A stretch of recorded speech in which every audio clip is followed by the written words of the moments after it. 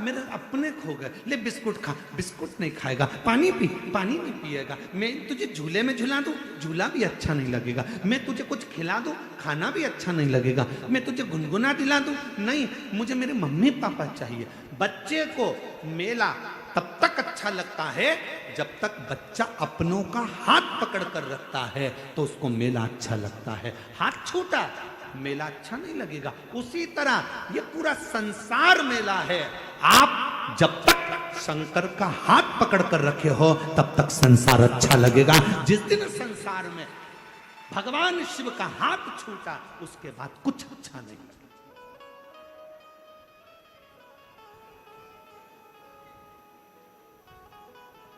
हम दुख क्यों पाते हैं? क्योंकि हम परमात्मा को भूल जाते हैं, हम मेले में खो जाते हैं। ये माताएं बहुत चतुर हैं। ये जितनी बैठी हुई है ना ये कथा में, और जितनी आस्था चैनल पर कथा सुन रही हैं, जितनी फेसबुक यूट्यूब पर कथा सुन रही हैं, ये जितनी मेरी जीजियां बैठी हैं, ये मेरी सारी बहनें बहुत चतुर हैं। छोटा सा बच्चा रहता है ना, जब तक वो खेलना नहीं जानता तब तक ही उसको गोदी में रखती हैं, लगा कर लगती हैं, हृदय से लगती हैं, और जैसे ही उसके हाथ में कुछ ना कुछ पकड़ा देती हैं, जब वो नीचे सुला देती है और अपने काम में लग जाती है।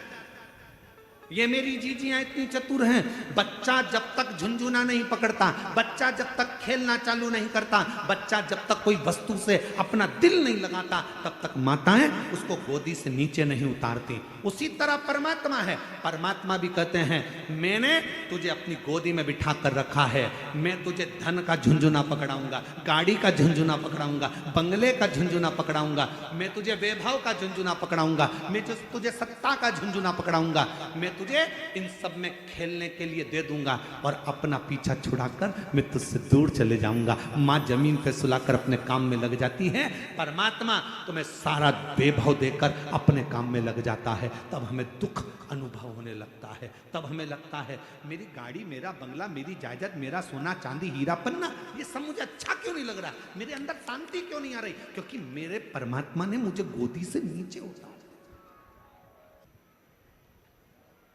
विश्वास और अंधविश्वास में कितना अंतर है?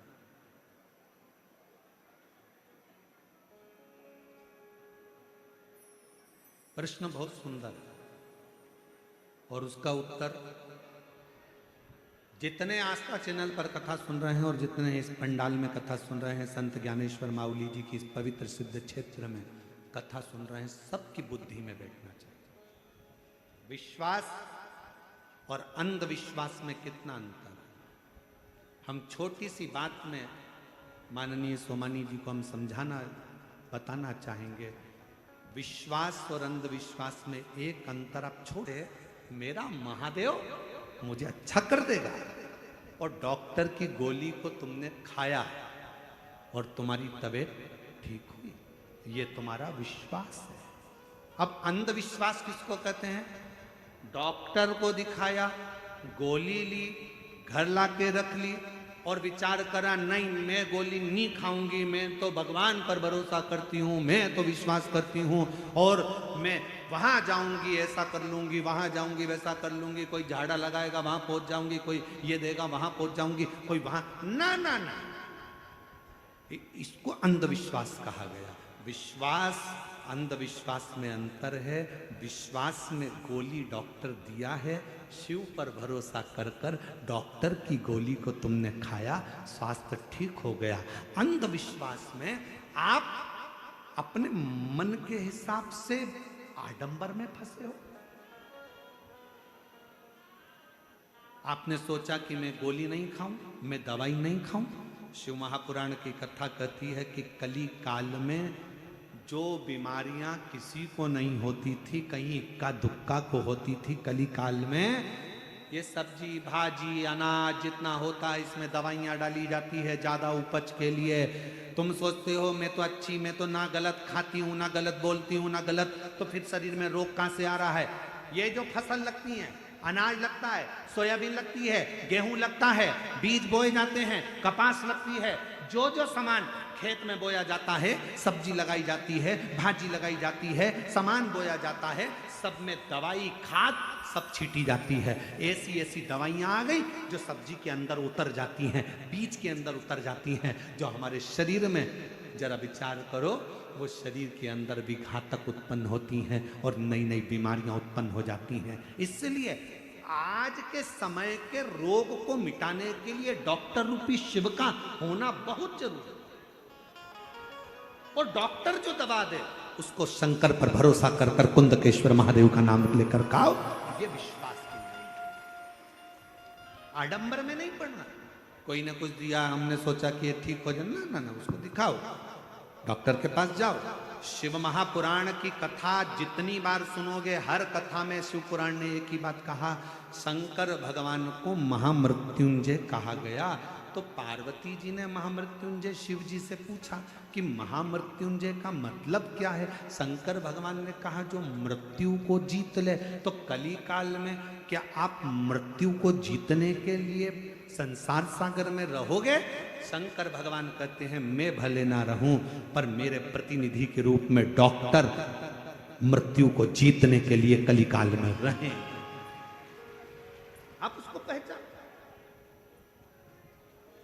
तकलीफ है, शिव महापुराण ने कहा शिव जी पर एक बेलपत्र शहद लगाकर चढ़ाओ तो शिव पुराण साथ में कहती है अपनी मेहनत को 4 गुना करो, अपने परिश्रम को 4 गुना करो।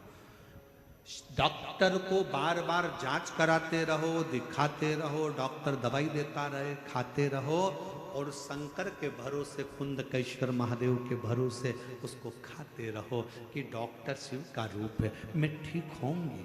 देखो एक पत्र, एक डमरू में पत्र लिखा किसी ने, शीला दिनेश सप्तधर, धारूर जिला बीड़ की है, पति का नाम दिनेश सत्वधर। गुरुदेव आपने मेरे पति को जीवन दान दिया, ये हमने नहीं, मेरे शंकर ने दिया।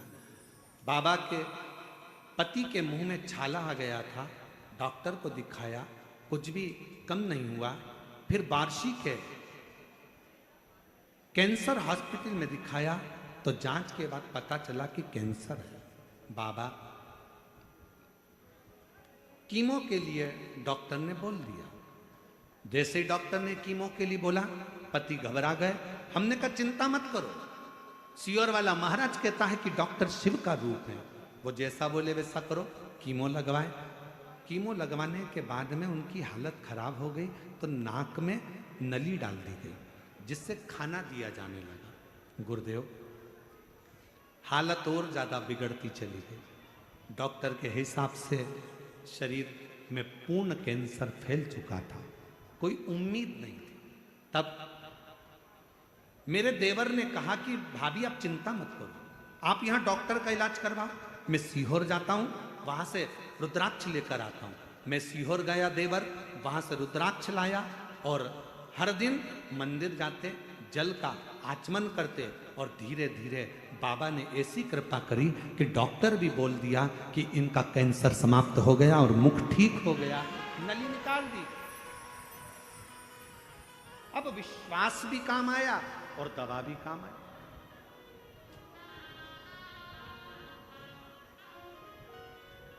हमारे बीच में शंकरी पीठ के शंकराचार्य अभिनव विनय नरसिंह जी भारती स्वामी महाराज जी पधारे। एक बार जोरदार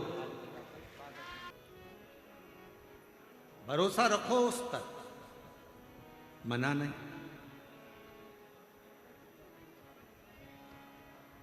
पर कहीं उस भरोसे में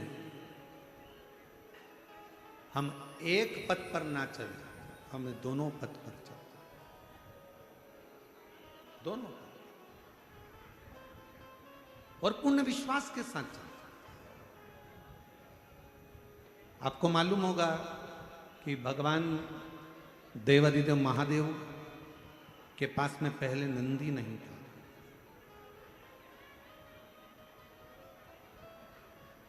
शिवजी पैदल यात्रा करते थे, भगवान शंकर पैदल चलते थे।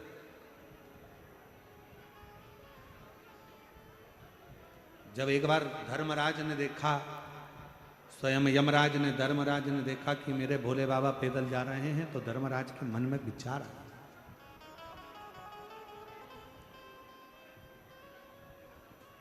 धर्मराज आए नीचे, भगवान शिव और पार्वती को देखकर प्रणाम कर कर बोले, प्रभु आप पैदल जा रहे हो? शिव जी बोले, ये भूमंडल, ये पृथ्वी, ये मेरा है, ये भूमंडल पृथ्वी मेरी, क्या दिक्कत है पैदल चलने? उसमें क्या विचार करना पैदल के लिए? चलो चलो।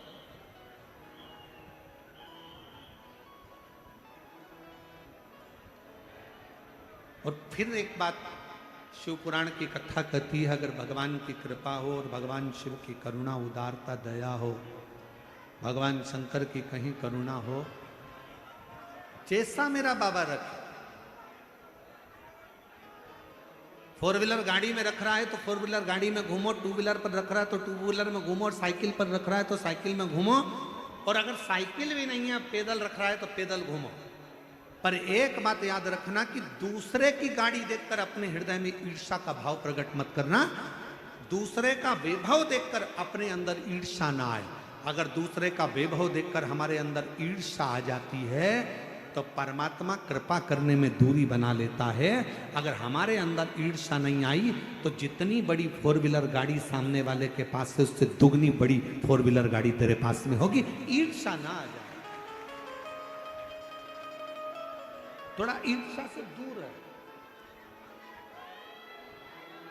शंभो शंभो शंभो,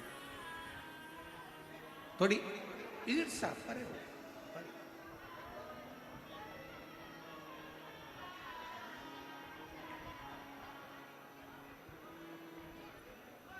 शिव कथा कर, भगवान शंकर का चरित्र,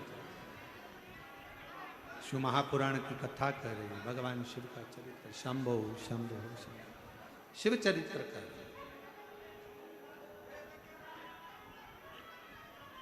भगवान शंकर का पवित्र चरित्र वर्णन कर। धर्मराज को लगा, धर्मराज के चित्तवृत्ति में बैठा, मेरे भोले बाबा, मेरे शंकर भगवान, मेरे ओगड़दानी, मेरे शिव, मेरे त्रिकालदर्शी, कैलाशी, अविनाशी शंकर पैदल जा रहे, पैदल।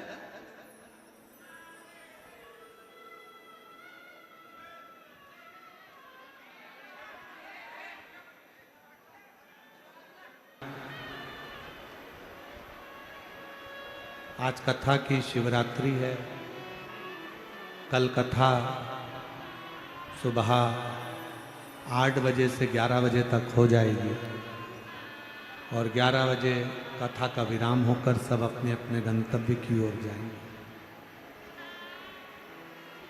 ये कथा कल सुबह 8 बजे से 11 बजे तक हो जाएगी।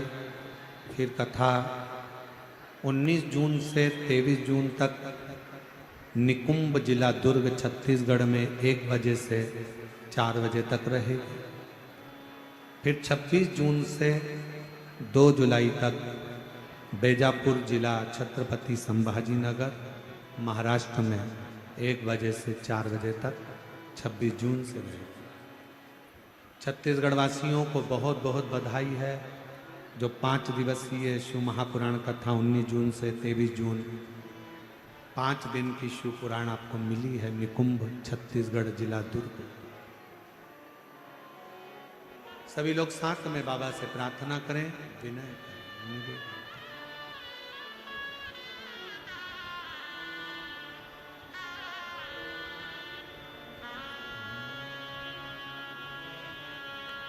श्री शिवाय नमस्तु, श्री शिवाय नमस्तु, श्री शिवाय नमस्तु, श्री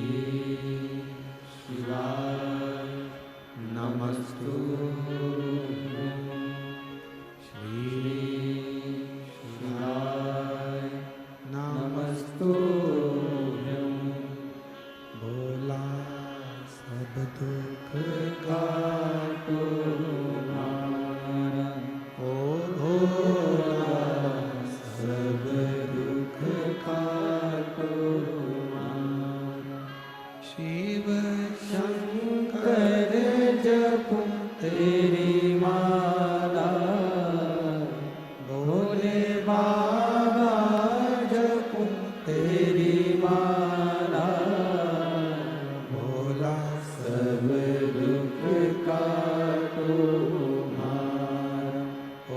भोला सब दुख काटो हमारा। वेश मंगल मंगलकारी वेश है मंगल मंगलकारी। शमशान वासी हमारा शमशान वासी हमारा। ओ भोला सब दुख काटो हमारा। ओ भोला सब दुख काटो